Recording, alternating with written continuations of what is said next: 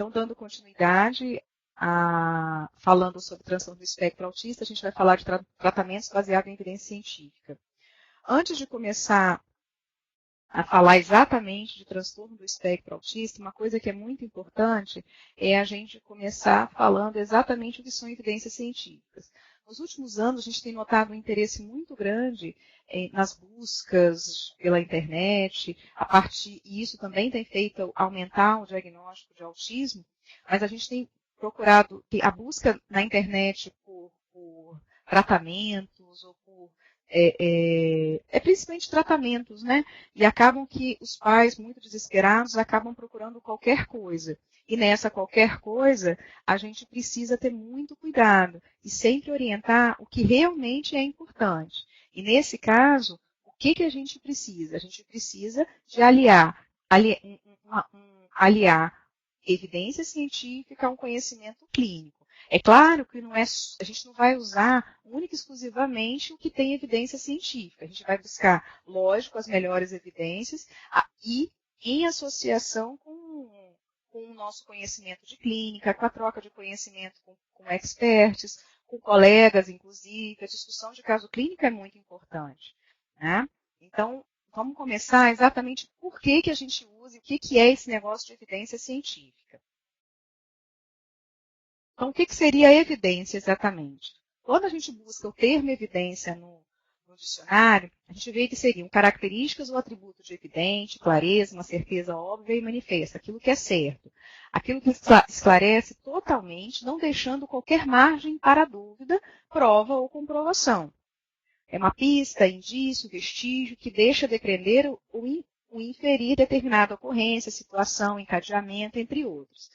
Então, a gente já começa a entender por que a gente tem que usar o que há de mais certo, o que há de mais preciso, o que não deixa dúvidas, quando a gente fala de qualquer tipo de tratamento, de qualquer condição. Ainda mais quando a gente fala de autismo, que realmente os pais se desesperam no primeiro momento e buscam o que há de melhor para aquele filho, né? Então, quando a gente fala especificamente de evidência científica, o que a gente está falando? Então, uma evidência científica vai ser o conjunto de elementos utilizados para suportar a confirmação ou a negação de uma determinada teoria ou hipótese científica. Então, eu começo com uma pergunta, e essa pergunta, a partir dessa pergunta, eu vou ter que ter uma resposta. Ou essa pergunta vai ser confirmada, ou essa pergunta vai ser negada. E como que isso acontece, né? Por que a gente usa, então, de evidência científica?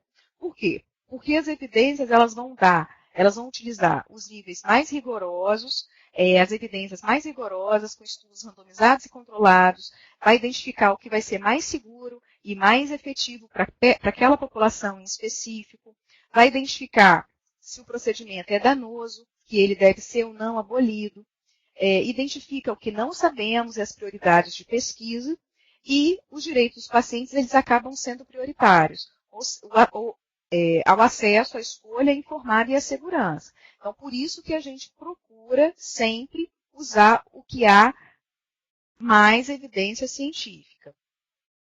E isso não fica restrito, quando a gente fala evidência, tratamento baseado em evidência científica, a gente não especificou aqui tratamento medicamentoso. A gente está falando de tratamento para autismo baseado em evidência científica. E isso tem que ficar claro, porque foi aquilo que a gente já tinha falado nas duas primeiras aulas. Autismo tem sintomas nucleares que a gente dificilmente vai tratar com remédio, e a gente vai precisar de uma equipe multidisciplinar. E essa equipe multidisciplinar, ela precisa estar também respaldada por evidência científica. As técnicas e os procedimentos utilizados, eles precisam estar respaldados em evidência científica, porque senão a gente cai exatamente naquela situação que a gente não quer, que são as promessas de tratamento milagrosos, né, as dietas e outras situações que muitas vezes não têm respaldo científico. Só para a gente ter ideia, esse slide ficou ruim, mas quando a gente fez... Hoje em dia, existe o protocolo clínico de diretrizes e tratamentos para o comportamento agressivo no TEA, que é datado de 2016. A partir de que se pensou em risperidona? Começou-se a usar muito risperidona para autismo. Ok, essa é a pergunta. A risperidona funciona para autismo? Então, vamos testar. O que eles fizeram? Pegaram vários estudos, replicaram e foram buscar a quantidade de crianças, o que acontecia com essas crianças mais agressivas, com o comportamento mais agitado. É a partir disso que eles chegaram à conclusão de que podia, sim, padronizar a risperidona para o tratamento de autismo. Então, quando a gente fala de evidência científica, isso aqui a gente vai passar rápido, a gente tem os níveis de evidência, né? Nível 4, 3, 2 e 1, que é o que a gente espera. Então, quando a gente fala de que a minha conversa, por exemplo, com um colega é importante, claro que é. A minha experiência clínica, ela não pode ser jogada fora, mas isso tem mais valor do que um ensaio clínico randomizado? De forma alguma. Eu conversar com um amigo, eu ir num congresso e ter uma discussão de caso clínico e a gente trocar ideias, isso é muito importante. Mas isso está aqui embaixo, como nível 4 de evidência. No nível 3, começa a melhorar. Você tem o quê? Você tem estudos, tanto de coorte ou de caso controle, mais de um centro de referência, só que sem randomização. O nível 2 e o nível, principalmente o nível 1, a gente tem uma evidência obtida a partir de uma revisão sistemática de todos os ensaios clínicos relevantes. Então, são estudos que realmente podem ser ditos como válidos. Por quê? Porque eles usam as melhores evidências e a partir de revisão sistemática. Essa busca por esses ensaios não vão acontecer, por esses estudos, não vão acontecer simplesmente numa pesquisa do Google. Eu preciso entrar nas revistas indexadas, eu preciso entrar nos locais, por exemplo, a gente tem, mesmo gratuitamente, a gente tem acesso a Cochrane, que é um banco de dados de muita confiabilidade, de muita credibilidade. A gente tem o PubMed, que a gente pode entrar também, consegue alguns artigos de forma gratuita. É claro que a maioria desses artigos, com um nível muito bom de evidência, eles são pagos. Mas aí, em nível de pesquisa, a gente precisa, quando a gente está querendo falar em evidência científica e usar exatamente disso, a gente precisa desse tipo de investimento. Não tem como a gente fugir muito disso. Quando a gente fala de criança, e aí a nossa intenção é falar de criança, a gente tem algumas dificuldades que a gente encontra. A gente tem um menor financiamento em pesquisa para criança, a gente tem um risco menor quando ele é financiado pela indústria em relação às instituições acadêmicas. Aqui a gente nota o seguinte, isso aqui foi um estudo retrospectivo de corte transversal, que pegou ensaios clínicos randomizados pediátricos registrados nesse banco de dados, que também é bem bacana, que é o Clinical Trials. E aí ele foi de 2006 a 2010. Isso aqui, resumindo, que depois a gente vai colocar em PDF para ficar melhor para vocês visualizarem, de uma quantidade muito grande, é só para confirmar aquilo que a gente já havia dito no slide anterior. A gente tem uma quantidade muito grande de estudo e, no final das contas, a gente tem uma descontinuidade também muito grande. E o número de publicação acaba sendo muito, muito pequeno. Medicamento, então, vai tratar autismo? E a resposta, não. Medicamento não trata autismo. Então, o que a gente busca tratar no autismo? Comorbidades e sintomas-alvo. Quando a gente fala de autismo, a gente está falando de uma condição em que 70%, aproximadamente 70% dos pacientes vão ter também algum outro transtorno mental ou de comportamento, frequentemente não reconhecido. 40% vão preencher critério para pelo menos outros 2 transtornos mentais. E quais seriam esses? Ansiedade, transtorno de déficit de atenção e hiperatividade e o transtorno desafiador e opositor. Só para você ter ideia, a partir do DSM-5, houve a permissão de você ter as duas coisas associadas, TDAH associado ao transtorno do espectro autista. Então, o que seria? O TDAH é aquela criança que todo mundo sabe, ou está muito desatenta, ou é aquela criança que cria muita confusão, fazendo 1000 coisas ao mesmo tempo e, na verdade, não consegue concluir nada, tem uma energia realmente muito maior do que a média. Só que a gente precisa ter muita atenção a essa condição. Por quê? Para poder diferenciar a hiperatividade como sintoma de uma hiperatividade enquanto uma doença, enquanto um transtorno. Por quê? A hiperatividade enquanto doença, um transtorno de déficit de atenção e hiperatividade, o tratamento ele vai ser feito com psicoestimulante, principalmente. Quando a gente tem uma criança com TEA, uma criança com transtorno do espectro autista associada a um transtorno de déficit de atenção e hiperatividade, a gente pode lançar mão de um antipsicótico, que geralmente a gente vai usar muitos antipsicóticos para controle principalmente dos sintomas de agitação, de agressividade, né? A gente pode lançar mão da clonidina também e dos psicoestimulantes. Então, a risperidona e o aripiprazol são os dois principais antipsicóticos utilizados, principalmente até a risperidona. Por quê? Porque a risperidona, a partir de 2016, ela foi padronizada pelo protocolo clínico de diretrizes terapêuticas do comportamento agressivo no transtorno do espectro autista. Isso pelo Ministério da Saúde. E o uso da risperidona ele já é aprovado há bastante tempo para uso em autismo. Então, são as melhores evidências, é exatamente da risperidona. Agora, uma limitação dessa portaria é justamente o início de uso. Por quê? Porque por essa portaria, pelo protocolo do Ministério, a gente só teria autorização para prescrição a partir de 5 anos de idade. E aí a gente está falando de crianças que têm esse comportamento iniciado, às vezes, com 2, 3 anos, já tem um comportamento muito hipercinético, muito agressivo, e realmente não dá para esperar até 5 anos de idade. O aripiprazol, aqui no Brasil, ele não apresenta indicação em bula, a Anvisa não aprovou em bula ainda, não teve aprovação em bula para autismo, porém, tanto a FDA, que é a Anvisa, vamos dizer assim, né, americana, quanto a EMEA, que é o a Anvisa, vamos dizer assim, da Europa, tem essa aprovação sim para transtorno do espectro autista e para outras condições também. Mas, infelizmente, a gente não tem essa aprovação no Brasil. E aí entra exatamente aquilo.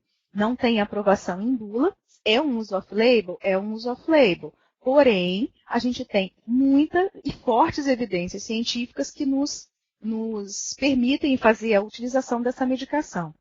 Quando a gente vai ver o protocolo clínico de diretrizes terapêuticas do Ministério, ele fala do aripiprazol e fala dos estudos também com os outros antipsicóticos, tanto a quetiapina quanto a olanzapina, principalmente, que são os que têm mais estudos. Nenhum dos dois eles têm uma forte evidência, porém, a gente vem usando, em alguns casos, com sucesso. Então, quando a gente fala de tratamento, a clonidina, como a gente pode ver, tem poucos estudos, tá? A gente usa principalmente por conta da impulsividade, por conta da autoestimulação, só que o efeito acaba sendo muita sedação e até mesmo fadiga. É uma medicação que a gente lança a mão quando precisa, principalmente também no comportamento hipercinético, aquela criança que é muito agitada, que a gente precisa de uma medicação que dê um auxílio na sedação, que deixe ela um pouco mais tranquila, justamente para que seja possível a introdução de outras terapias. Por exemplo, a fonoaudiologia, a terapia cognitivo-comportamental, a terapia ocupacional com integração neurosensorial ou não, enfim. O tratamento, a medicação, ela vai visar exatamente a possibilitar a inserção dessa criança, seja no ambiente escolar, seja no ambiente social, e principalmente possibilitar que as outras intervenções sejam possíveis. A gente tem alguns estudos com a naltrexona, são poucos estudos também, com N pequeno. Geralmente a gente tem uma melhora da hiperatividade, mas não houve melhora da comunicação, isso aí é lógico. A naltrexona, que é o Hevia, é uma medicação que a gente usa principalmente para pacientes em dependência química, principalmente dependência de álcool. e a gente lança a mão realmente quando o comportamento autolesivo, autoagressivo está muito pronunciado e a gente não conseguiu benefícios com outras medicações. O valproato é o ácido valproico, que é o que tem padronizado nos municípios. A gente consegue, muitas vezes, melhorar a irritabilidade, a agressividade, também tem um N pequeno, mas há a questão do aumento do apetite, o ganho de peso por conta disso, algumas alergias que acontecem na pele, e até mesmo o efeito paradoxal de agressividade, a gente fica um pouco receoso de usar. Durante um tempo, foi preconizado o uso da N-acetilcisteína, que é conhecido no mercado pelo Fluimicil. A gente tem relatos de melhora na irritabilidade, melhoras na agitação. Não é para todo mundo, não é todas as crianças que conseguem esse efeito tão benéfico e tão sustentado. E quando a gente fala de desatenção, a gente tem que ter o mesmo cuidado. Por quê? Porque uma criança ela pode estar desatenta porque ela tem um TDAH primário, ou ela pode estar desatenta, no caso do TEA, porque simplesmente ela não tem interesse. Como a gente falou anteriormente, uma das coisas que vai caracterizar o transtorno do espectro autista é aquela questão do hiperfoco, ela gostar muito de uma determinada coisa e não conseguir gostar muito de outras coisas. Abrir esse leque de possibilidades, principalmente no ambiente escolar, não é algo fácil, tá? Então a gente precisa ter atenção para diferenciar desatenção sintoma de desatenção doença. Então, aqui algumas situações que ilustram uma criança que está ou com a cabeça cheia de coisas, que são os pensamentos ruminativos do transtorno obsessivo-compulsivo. Uma criança que pode simplesmente estar ali paradinha, brincando de coisas super hiperfocada, brincando do mesmo jeito, aquele padrão bem repetitivo do autismo. E essa criança que parece estar sendo mais isolada socialmente. Então, quando a gente fala de tratamento de desatenção, do que a gente está falando? A gente está falando de um tratamento que vai ser medicamentoso e vai demandar também a psicoterapia. Tanto a desatenção quanto o comportamento hipercinético, né? Então, por que a gente trata? Quais os benefícios que a gente vai ter quando a gente lança a mão de um psicoestimulante? A gente vai reduzir a inquietação, a impulsividade, a distração, a desatenção, o esquecimento, essa desorganização cognitiva, que é justamente uma dificuldade grande que as crianças têm, justamente de organizar o pensamento para conseguir, por exemplo, dar uma resposta lógica, mais uma compreensão, às vezes, de um texto. Se ela não está sob o uso da medicação, ela se perde com muito mais facilidade e também a agitação. Então, aqui no Brasil, a gente tem duas possibilidades para o tratamento do TDAH, mesmo quando associado ao TEA. Então, a gente tem o metilfenidato, e as apresentações seriam a Ritalina, de 10 miligramas, que tem uma média de 10, Ritalina de 10 comprimidos, né, de liberação imediata, que a gente fala, porque ela começa a ação em torno de 30 minutos, mas em compensação tem uma duração média de 4 horas, variando de 2 a 4 horas. A Ritalina LA, que é uma medicação de liberação intermediária, ela tem apresentação de 10, 20, 30 e 40 miligramas, vai ter uma meia-vida de mais ou menos 8 horas, e, produzido por outro laboratório, a gente tem o Concerta, que tem as apresentações de 18, 36 e 54, com mais ou menos umas 12 horas de ação. A partir de 2011, houve o lançamento no Brasil da lisdexanfetamina, na apresentação de 30, 50 e 70 miligramas, que pede de 13 horas de ação. Uma coisa que a gente precisa deixar muito claro quando a gente fala dessas questões relacionadas a TDAH e transtorno do espectro autista é principalmente uma coisa. Independente de qualquer coisa, o uso de psicoestimulante não vai aumentar a inteligência de ninguém. E também a resposta ao psicoestimulante, ela não tem como ela ser muito boa, ela tende a ser muito pior, com aumento de agressividade, aumento de agitação e pouca resposta quando a gente tem uma criança, um adolescente com comprometimento cognitivo. Ou seja, o rebaixamento do coeficiente de inteligência. Uma criança que não tem uma idade, que teria uma idade cronológica diferente, né, da idade de comportamento. Uma criança com retardo mental. E geralmente, ainda é a maioria, a gente ainda tem os quadros de autismo, ainda são maioria a gente ter algum quadro de deficiência intelectiva, seja ela uma criança com um quadro limítrofe, ou seja, que a gente não consegue estar entre 80, 100 de coeficiência de inteligência, ou até mesmo uma criança abaixo de 70, que já seria o quadro de retardo mental. Então, muitas vezes os pais cobram, não, mas ele não está aprendendo na escola, não está aprendendo e não vai ser o uso do psicoestimulante que vai fazer com que ele aprenda. A gente vai precisar lançar mão de outras estratégias, não necessariamente a medicação psicoestimulante, que tantas outras crianças vão ter um benefício grande. Quando a gente fala de transtornos de ansiedade e transtorno do espectro autista, a gente vem com a mesma questão, né? Por quê?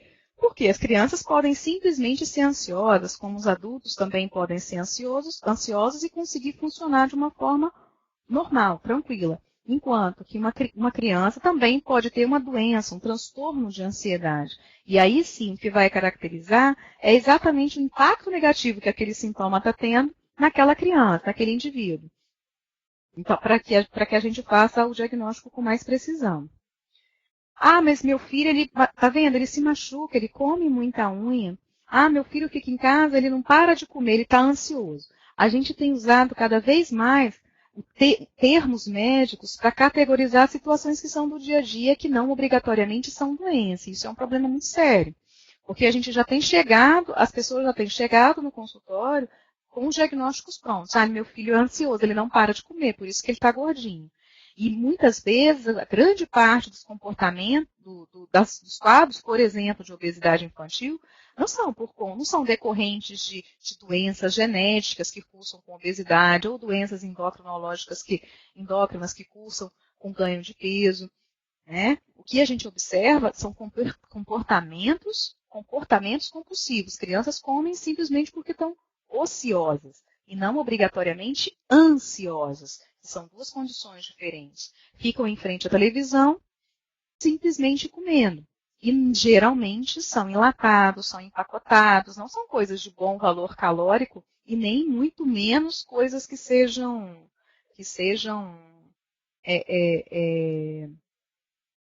coisas de boa qualidade, né? Roer a unha é a mesma coisa. A gente observa que a criança, muitas vezes, ela está com um hábito ruim. Ou seja, ela gosta de ficar fazendo aquele comportamento, aquela mordendo o cantinho, tirando o cantinho, se auto-machucando.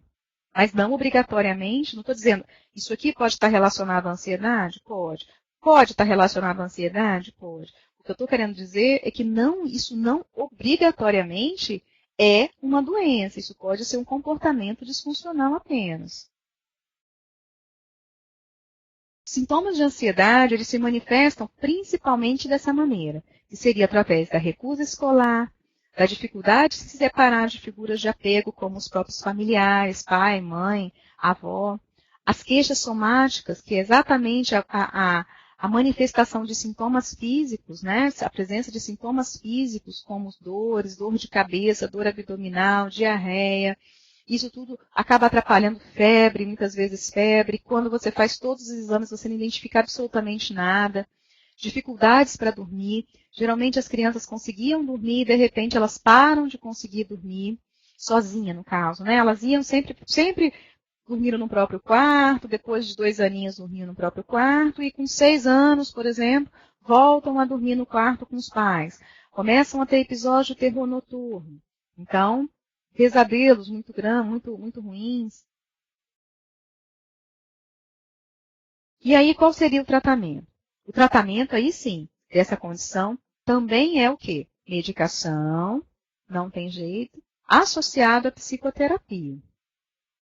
E aí, os antidepressivos que a gente acaba lançando mão é o quê? São os tricíclicos, que são aquelas medicações mais antigas, tipo tofranil, imipramina, clomipramina, ou a nortriptilina. Os inibidores de recaptação de serotonina, aprovados para a infância, a gente tem a fluoxetina, a gente tem o citalopram, a fluvoxamina. Então, a gente tem uma gama grande de possibilidades para usar. Não é tão grande assim quanto em adulto, mas é interessante e a gente consegue lançar mão dessas medicações quando necessário. Ah, mas a gente não vai usar um Rivotril, um clonazepam, um Alcadil, um cloxazolam nessas crianças? Não. Geralmente a gente não lança a mão de benzodiazepínico para tratamento de criança, a não ser nem em adolescente, a não ser que seja uma situação bem pontual, que realmente seja imprescindível. Porque são medicações que a longo prazo, o efeito colateral, a relação custo-benefício não é bacana. A gente pode deixar uma criança dessa idade dependente dessas medicações com pouco tempo de uso. Então, realmente não vale a pena arriscar. Né? Uma outra situação que está envolvida é o transtorno opositor e desafiador, que para mim é uma das condições mais difíceis de você fazer o diagnóstico, principalmente quando a criança é muito pequena. Por quê? O que seria o transtorno opositor e desafiador? Como é que você faz diagnósticos diferentes com TEA? Então, seriam, de acordo com o DSM-5, né, padrões persistentes de comportamento negativista, hostil, desafiador, desobediente, observado nas interações sociais da criança com adultos e professores que funcionam como figuras de autoridade e também com as crianças da mesma idade. Por que eu estou falando dessa minha dificuldade, que é compartilhada com muitos outros profissionais? Porque as crianças com transtorno do espectro autista, elas vão ser exatamente assim, né? Num primeiro momento. A maioria, lógico, né, gente? Ninguém é igual a ninguém, mas a maioria vai ser exatamente assim. São crianças que não vão ter muita socialização, vão ter dificuldade de socialização com pares, vão ter dificuldade de socialização, só que qual vai ser a grande diferença? A grande inflexibilidade. As crianças com TEA, elas são extremamente inflexíveis, elas têm uma dificuldade muito grande de entender o porquê de eu ter que seguir aquela ordem daquela forma. Por quê? Porque essas crianças, elas criam as próprias ordens, as próprias regras, as próprias formas de darem continuidade, fazer aquela rotina. Elas estabelecem rotinas na cabeça e elas seguem aquelas rotinas. Não obrigatoriamente uma rotina estabelecida pelo outro. Ela não consegue entender por que ela tem que obedecer aquele comando daquela forma. O tratamento do transtorno opositor também vai ser um medicamentoso, agora principalmente quando aliado à psicoterapia, ou obrigatoriamente quando aliado à psicoterapia. Então, o que a gente chama de sintomas-alvo no autismo? Né? Sintomas-alvo é exatamente aquelas condições que a gente precisa, num primeiro momento, o que acontece com aquela criança que ela não consegue ir para a escola? Por que ela não está inserida na escola? Por que ela não consegue se comunicar? O que está acontecendo que ela não se comunica? Ou o que está acontecendo que ela não consegue ficar na natação, ela não consegue fazer alguma outra atividade? O que a gente mais observa são as situações de irritabilidade, principalmente as situações de explosão. Elas explodem e ninguém entende exatamente o porquê daquela situação explosiva. Uma das principais situações são exatamente a deficiência na comunicação.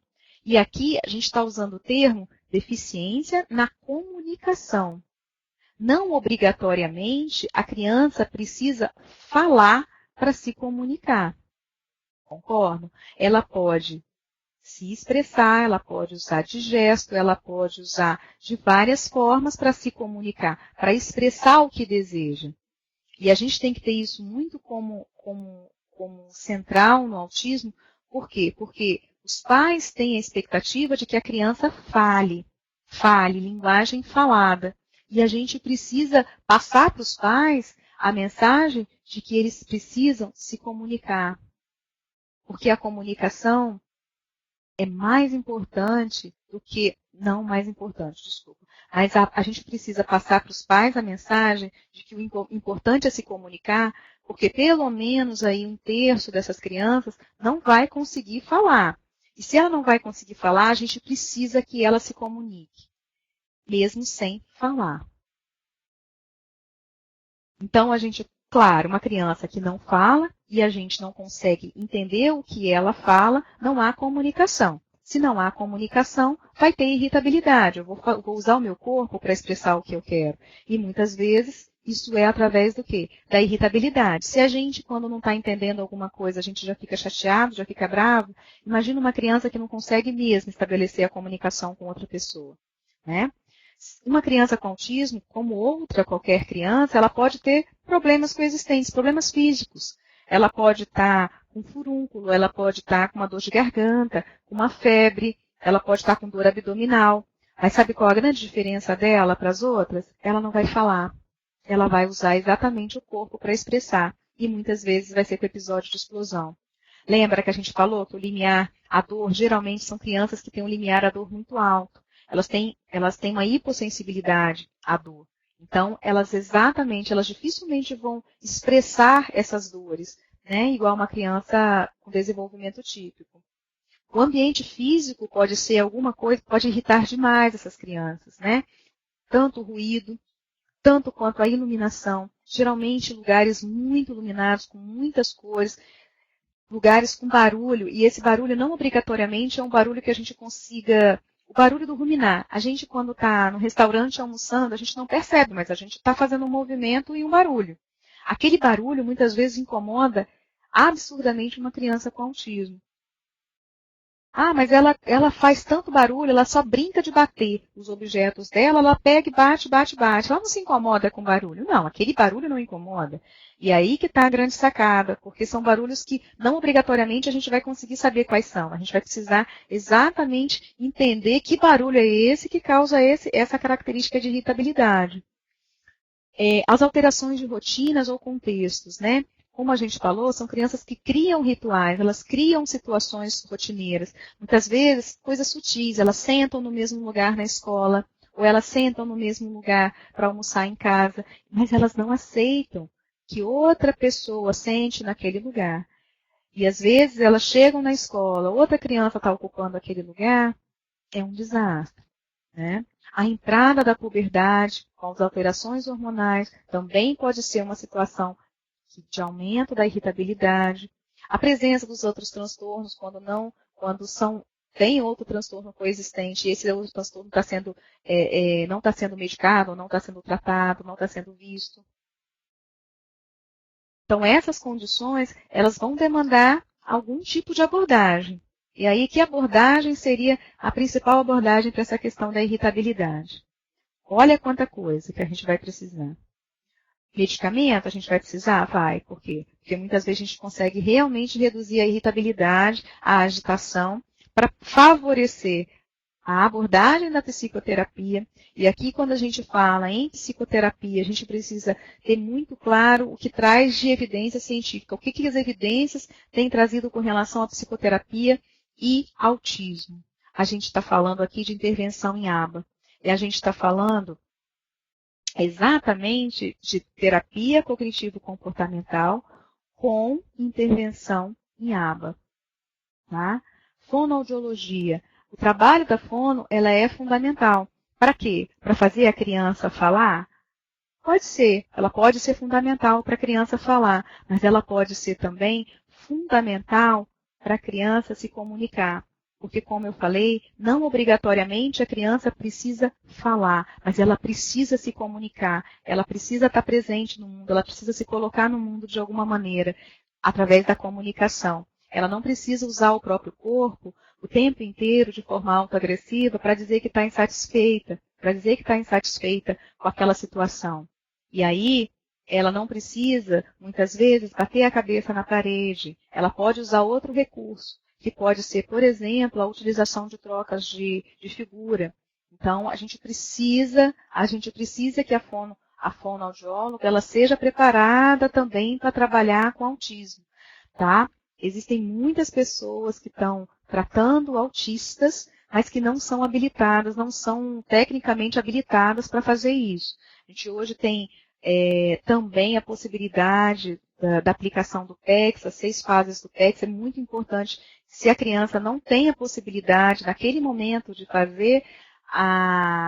falar, ela pode usar esse recurso através do PECS e, em algum momento, usar a fala. Não são coisas impeditivas, não são coisas excludentes. É uma questão mesmo de momento. A terapia ocupacional vem ganhando cada vez mais espaço, tanto para as AVDs, que são atividades de vida diária, como também aquele trabalho que eu falei de integração neurosensorial. A criança que tem uma dificuldade muito grande do contato, a criança que tem uma hipersensibilidade auditiva muito grande, ela não vai tolerar, por exemplo, ficar no ambiente escolar com aquelas crianças que estão fazendo aquele monte de ruído ou simplesmente estão batendo bola na hora do recreio. Para ela é insuportável. Então, precisa desse trabalho de integração neurosensorial. As crianças que têm uma dificuldade, uma resistência muito grande a experimentar alguns alimentos, é muito complicado. Tá? A comunicação é aquilo que a gente estava falando, né? São crianças com o padrão de fala, geralmente, dessas crianças. Elas vão ter desde o atraso na fala, até mesmo a ausência da fala. Então, a gente precisa que essa criança se comunique. Pura e simplesmente pela fala, pela linguagem verbal? Não, a gente vai ter que encontrar outra forma também. Então, são crianças que geralmente falam para a pessoa e não com a pessoa. Lembra que eu falei que a pessoa fala, a criança, muitas vezes ela tem um hiperfoco dinossauro. E aí ela vai falar. Se alguém interrompe, o que acontece? Ela volta a falar de dinossauro. Ou ela simplesmente abandona a pessoa e sai para falar e simplesmente interrompe a conversa. Ou seja, ela não consegue estabelecer um diálogo, né? São verdadeiros monólogos. Então, podem começar a falar na terceira pessoa, usam sempre da inversão pronominal, muitas vezes usam da ecolalia tardia, ou seja, a criança fala e mantém a fala por longos períodos usando de falas de desenho, alterna o tom da fala, não alterna, desculpa, a prosódia, né, que é um tom afetivo que a gente coloca na fala. Essa questão da comunicação, o que a gente faz? Vai melhorar? Com remédio? Não, não é possível melhorar com remédio. Ah, mas depois que usou risperidona, meu filho começou a falar. Sim, seu filho começou a falar depois da risperidona, porque foi possível que ele ficasse mais calmo, e a partir daí, inclusive, ele conseguiu escutar melhor o que você está falando, no sentido de você mais calmo, quando a gente está apavorado, nervoso, correndo, a gente não consegue entender muitas vezes os comandos. A criança com autismo da mesma forma. Se ela está naquele comportamento agitado, naquele comportamento hipercinético, ela não consegue se atentar alguns pequenos detalhes. Então, a fonoaudióloga consegue intervir e consegue ajudar nesse padrão de fala e também a psicoterapia, principalmente para fazer o contato, ajudar no contato olho a olho, porque é importante a gente trocar o olhar, é importante a gente saber o que o outro está esperando daquela comunicação. E a interação social, a gente sabe que são crianças que têm, então, um contato visual quando presente, mesmo quando presente, ele é deficitário, ou seja, ele dura poucos segundos, a criança tem muita dificuldade de manter o contato. Se a gente não mantém contato com o interlocutor, a gente não consegue definir exatamente o que ele está esperando, o que ele quer falar. Às vezes a gente usa de duplo sentido na hora de fazer uma expressão facial. E isso tudo vem com contato visual. O compartilhamento de prazer, né? Compartilhar prazer é exatamente o quê? Você está brincando de alguma coisa, você troca, você quer brincar, você quer que aquela pessoa faça alguma coisa para que vocês compartilhem aquela coisa de interesse. A reciprocidade social, que a gente tem falado bastante, que é um dos sinais, né? Que é justamente a dificuldade de estabelecer diálogos, de se colocar, de ter reciprocidade. Eu falo com você, você fala comigo, e assim a gente vai, de forma recíproca, se comunicando. A questão da alternância de papéis, como que isso é complicado. E o tratamento, mais uma vez, como que vai ser? Psicoterapia. Muitas vezes também com alguma outra coisa associada, né? O comportamento, as rotinas, as estereotipias, as brincadeiras, muitas vezes sem sentido, o interesse por raridade, não é possível a gente conseguir nenhum tipo de tratamento medicamentoso para isso. As estereotipias melhoram com o inibidor de recaptação de serotonina. Sim, pode melhorar. Né? A gente pode tentar, mas isso não é regra. Geralmente, não temos medicações específicas para estereotipias, para diminuir o flapping, né? Aqueles comportamentos de agitação quando a criança está numa situação, numa expectativa muito grande por alguma coisa. Mas a gente consegue, sim, uma resposta muito satisfatória com a psicoterapia. E essa psicoterapia, reforçando, seria uma psicoterapia cognitivo-comportamental com intervenção em aba, que é exatamente a próxima aula, né? As alterações de sono, elas aparecem, gente, tem estudos que trazem uma incidência de 44% a 86% das crianças com autismo. Ou seja, é muito grande, é muito grande. Quando a gente tem uma criança com alteração de sono e aquelas alterações de comportamento que a gente falou, uma criança muito agitada, uma criança hipercinética, agressiva, muitas vezes o uso, por exemplo, dos antipsicóticos já vai ajudar nisso aqui, já vai trazer uma melhora do padrão de sono. Mas quando a dificuldade é aquela criança que tem uma dificuldade muito grande para iniciar o sono, o que a gente vem tendo de resposta muito satisfatória é exatamente a melatonina, que infelizmente aqui no Brasil, a partir do ano passado somente que a gente está podendo manipular em farmácia de manipulação. Ainda há uma dúvida, a Anvisa ainda tem dúvida se seria um suplemento alimentar ou uma medicação, para saber o que faz com isso. Infelizmente, a gente está nesse dilema ainda, a gente só consegue manipular. Mas, pelo menos, a gente já consegue manipular, né? Então, já é um ganho. Porque antes a gente precisava pedir para algum parente que estava nos Estados Unidos, na Argentina, porque você compra em balcão de farmácia, em qualquer lugar. E só aqui no Brasil que a gente não tem. Então, o que a gente chama de tratamento padrão ouro? O que a gente fala? Qual seria, então, o tratamento padrão ouro para o autismo? É exatamente esse, é a criança no nosso centro, a criança como alvo principal, uma família orientada. E quando a gente fala de família orientada, é uma família que sabe do diagnóstico, que está consciente, cada família vai ter sua hora, cada família vai ter seu momento. Por que eu falo isso? Porque você vai ter que, muitas vezes, reinventar essa criança que foi tão desejada, planejada, mas que veio com uma dificuldade. E essa dificuldade precisa ser tratada, precisa ser encarada de frente e cada um vai ter seu tempo. Essa família orientada também é uma família que vai estar com uma equipe multidisciplinar, que vai estar dando suporte para que ela faça as intervenções também em casa, que é o que a gente chama de pais aplicadores, muitas vezes, né? Porque a gente sabe que a gente não tem intervenção em aba, a gente não tem profissionais habilitados para tratar autismo em todos os lugares. Então, a gente tem lançado mão cada vez mais exatamente da possibilidade de usar os pais aplicadores, os aplicadores das abordagens, das intervenções em aba. Inclusive, no dia 1º de abril, foi lançado pelo Ministério da Saúde uma parceria, que a gente vai ver como é que vai funcionar. Eu estou com muita esperança, uma expectativa muito positiva em relação a isso, que é uma associação, que é a Autism Speaks, em associação com o Ministério da Saúde, e junto com a Unifesp, que é a Universidade de São Paulo, e a Mackenzie. Então, eles estão querendo não, né? A proposta é treinar pelo menos 1.000 famílias, a partir dessas 1.000 famílias, criar um efeito pirâmide de cada vez mais famílias orientadas. Vamos ver como que vai ser isso aí, e a expectativa realmente é muito grande.